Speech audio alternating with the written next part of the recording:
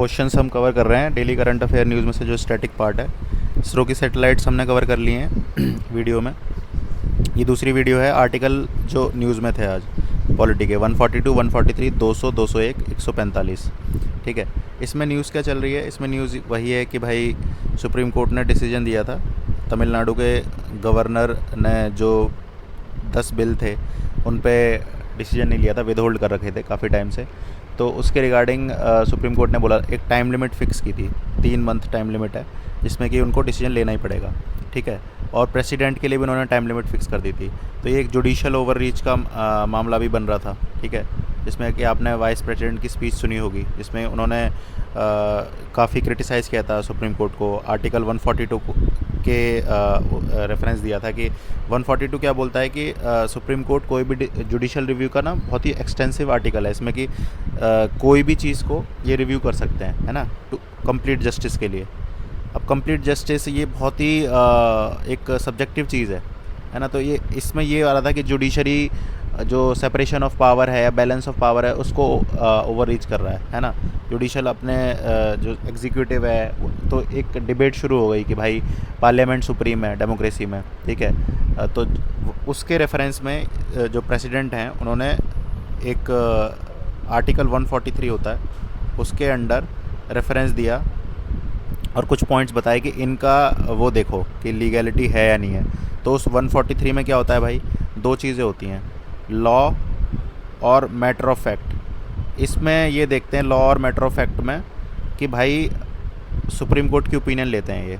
इसमें दो चीज़ें आपको ध्यान रखनी है कि सुप्रीम कोर्ट इसमें ओपिनियन देने के लिए बाइंड नहीं है, और सुप्रीम कोर्ट की जो ओपिनियन होगी या फिर जो डिसीजन होगा वो प्रेसिडेंट पे बाइंडिंग नहीं है, या उसको लीगल प्रेसिडेंट के रूप में भी सुप्रीम कोर्ट के प्रेसिडेंट के रूप में भी यूज़ नहीं कर सकते।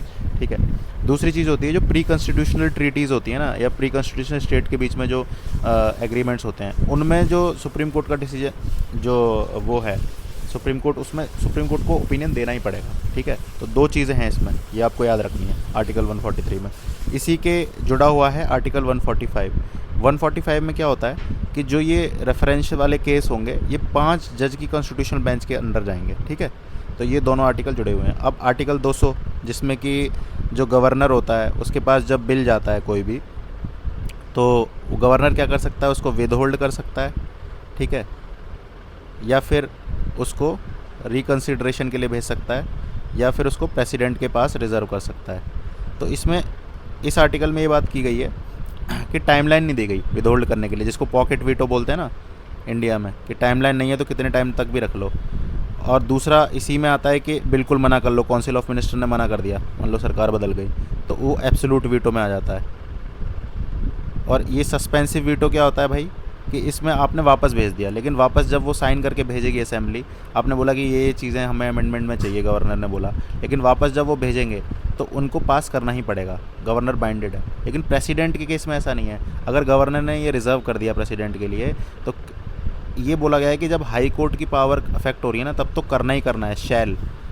बाकी गवर्नर की डिस्क्रिशन है, जो कि काउंसिल ऑफ मिनिस्टर जो स्टेट के, उनके ऑब्वियस है, उनकी रिकमेंडेशन के ऊपर ही वो अप्लाई होगी। तो ये चीज़ आप ये देखिए कि हाई कोर्ट वाले में शैल है, हाई कोर्ट की जहाँ पावर अफेक्ट हो रही है। ठीक है, अब प्रेसिडेंट के लिए वो कर दिया तो प्रेसिडेंट इसको वापस भी भेज सकता है, और प्रेसिडेंट इसको साइन भी कर सकता है, विद होल्ड भी कर सकता है। लेकिन प्रेसिडेंट ने जब वापस भेज दिया ना स्टेट असेंबली के पास, तो 6 महीने के अंदर उन्हें दोबारा अगर वो पास करके प्रेसिडेंट के पास भेज दें, तो प्रेसिडेंट बाउंड नहीं है उसको साइन करने के लिए। ठीक है, ये चीज़ ये आप समझिए। और मनी बिल जो होता है उसको रिकन्सिडर करने के लिए वापस नहीं भेज सकता, मनी बिल जो होता है उसको रिकन्सिडर करने के लिए वापस नहीं भेज सकता। ठीक है, ये वाली चीज़ आपको याद रखनी है। ये हो गए कौन कौन से आर्टिकल हो गए, 200 हो गए।